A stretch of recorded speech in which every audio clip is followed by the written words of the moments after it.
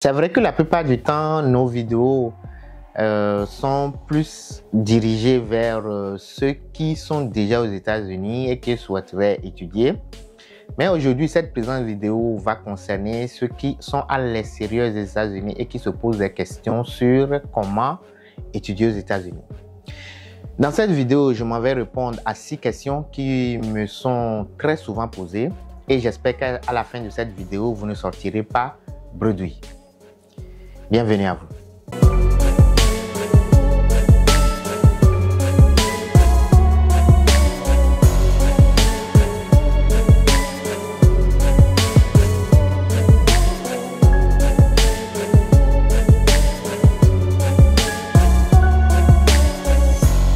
Si c'est votre première fois de nous suivre, nous parlons ici de métiers, de profession, de formation. Merci donc de vous abonner, de cliquer sur la cloche de notification. Comme vous le comprenez, vous abonner ne vous coûte rien, mais cela nous fait extrêmement plaisir. Les études aux États-Unis, c'est un projet très compliqué à la fois et très facile selon le statut que vous avez, et ainsi de suite. Mais pour ceux qui sont à l'extérieur des États-Unis, la plupart du temps, à travers le contact que je laisse dans nos vidéos, je reçois énormément de questions et la plupart des questions qui reviennent très souvent, je m'en vais vous les présenter. Il y a 6 questions. J'ai sélectionné parmi ces questions 6 questions auxquelles je m'en vais répondre pour pouvoir partager avec vous l'individualité de ces questions. J'espère que à la fin, vous comprendrez et que vous aurez l'ensemble des informations que vous souhaiterez avoir sur les études aux États-Unis.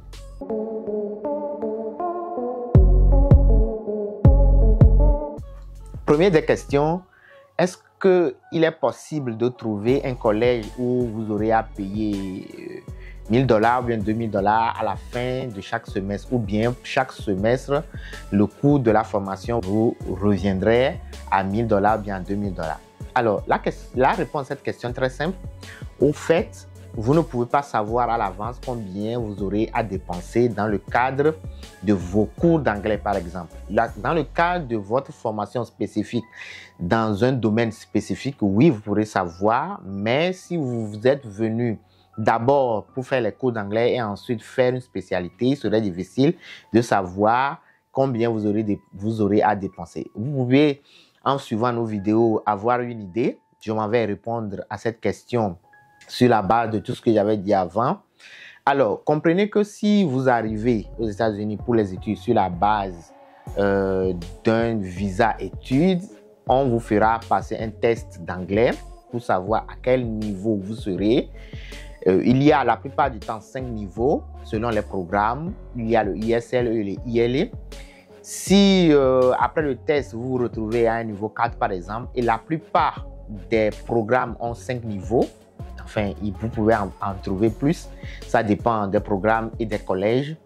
Maintenant, si on vous met, si le niveau plus élevé est 5 et qu'on vous met au niveau 4 par exemple, on va vous demander de faire un certain nombre de cours parce que selon vos lacunes, si vous avez des lacunes en grammaire ou bien en rédaction ou bien je ne sais pas, ou bien en expression, en speaking, disons, donc on va vous demander de faire un certain nombre de cours en rapport avec vos lacunes et ensuite vous pourrez commencer votre spécialité. Maintenant, si on vous met au niveau 4 par exemple et qu'on vous dit vous aurez à faire 4 cours et ensuite 4 matières disons et ensuite vous pourriez commencer votre spécialité, comprenez que chaque matière a un crédit, un nombre de crédits. Si la matière a 3 crédits par exemple, chaque crédit a un coût. Si le crédit est à $300 et que la matière a 3 crédits, donc ça fait 300 fois 3 crédits, ce qui vous fait $900 pour cette matière-là. Donc, ainsi de suite, vous avez 3 matières ou bien 4 matières. En fonction de chaque crédit, on trouvera le coût de la matière et ensuite, vous aurez le total de ce que vous aurez à dépenser pour ce semestre-là pour les cours d'anglais. Donc, vous ne pouvez pas savoir à l'avance, ça serait un peu compliqué de savoir à l'avance combien vous aurez à dépenser pour les cours d'anglais. Si vous avez pour projet, vous avez reçu un visa sur la base d'un cours d'anglais et ensuite faire une spécialité? J'espère que la première question a été répondue et que j'ai su être précis dans ma réponse.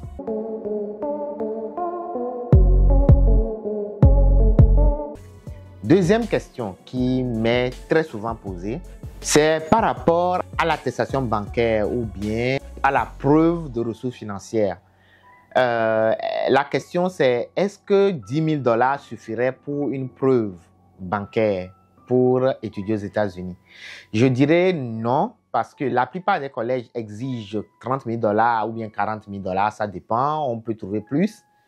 Pour étudier aux États-Unis, vous devez montrer donc que vous avez les moyens pour étudier. Donc, vous devez avoir dans votre compte ou bien une personne doit avoir ce montant-là pour vous accompagner dans le cadre de vos études. Donc, 10 000 $ est trop peu pour étudier aux États-Unis? Non, non, 10 000 $ ne peut pas constituer la plupart du temps une preuve de ressources financières pour faire les études aux États-Unis.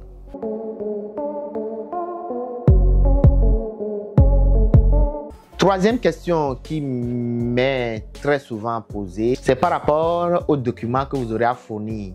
Et la question qui m'est souvent posée, c'est est-ce que je dois légaliser l'ensemble de mes documents, même les documents traduits? Au fait, quand vous traduisez un document en anglais, le document est censé être original parce que la traduction vient d'un document original. Donc, quand vous aurez envoyé la traduction vers l'établissement, vous devrez joindre l'original et la traduction. Donc, vous n'aurez pas à légaliser et l'original et la traduction. Non, vous aurez juste à traduire et ajouter l'original à la traduction et l'envoyer à l'établissement. Vous n'aurez plus à légaliser une traduction.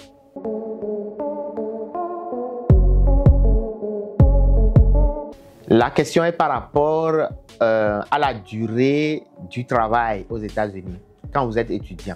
Alors, quand vous êtes étudiant international, vous ne pouvez pas travailler au-delà de 20 heures de temps. Et la question qui m'est très souvent posée, c'est est-ce que je peux travailler 24 heures par exemple? Parce que je dois financer mes études.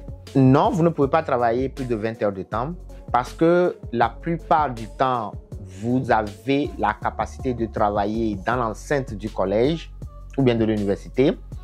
C'est eux qui vont vous payer. Donc, ils savent combien d'heures vous travaillez et combien, d'ailleurs, c'est eux qui vous donnent le nombre d'heures que vous aurez à travailler. Ils ne peuvent pas vous donner plus de 20 heures de temps de travail. Parce que selon la loi, l'étudiant ne peut pas faire plus de 20 heures de temps par semaine pour son travail. Attention, si vous arrivez à trouver un travail à l'extérieur du collège, ce qui est difficile parce que vous n'avez pas un statut de travailleur, vous n'avez pas un permis de travail. La plupart des employeurs vont vous demander la preuve ou bien un document qui prouve que vous avez droit au travail, ce que vous n'avez pas, donc vous ne pouvez pas travailler à l'extérieur. Mais si vous arrivez à en trouver et que vous arrivez à négocier avec l'employeur qui doit vous payer main à main, que la paye ne se retrouve pas dans le système, oui, pourquoi pas, vous pouvez travailler plus de 20 heures de temps, mais au même moment, ça va agir sur vos études.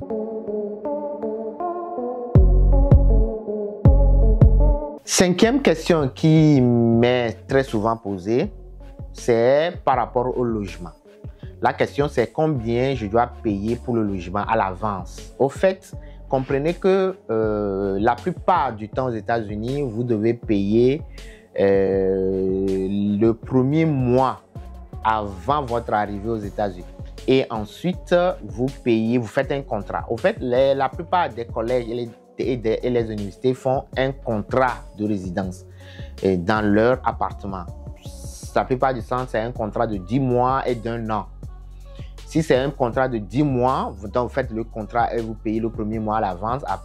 Une fois que vous serez là, vous payez mois par mois. Ou soit, si vous avez les moyens, vous payez les 10 mois d'un coup et vous restez jusqu'à la fin de votre contrat.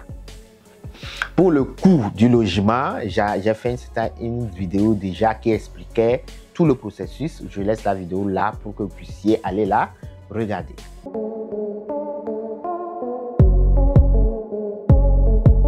Dernière question qui m'est très souvent posée. Est-ce que les étudiants étrangers ont le droit à la bourse ou bien aux bourses d'études?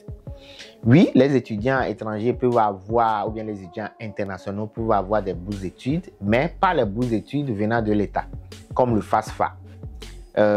Non, vous ne pouvez pas, mais vous pouvez toujours demander les bourses que donne l'établissement, que donne le collège ou bien l'université. Vous pouvez toujours postuler pour ces bourses-là et faire en sorte que vous les obtenez. À partir de votre étude d'étudiant, vous pouvez commencer par postuler.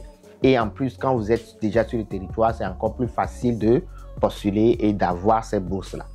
Voilà, j'ai essayé de répondre à ces 6 questions. J'espère que les réponses vous ont été assez claires et que vous pourriez maintenant concevoir un projet assez logique, assez solide dans le cadre de vos études aux États-Unis. Un plaisir de vous retrouver la semaine prochaine pour un autre sujet portant sur les métiers, les professions, les formations. Yakasa.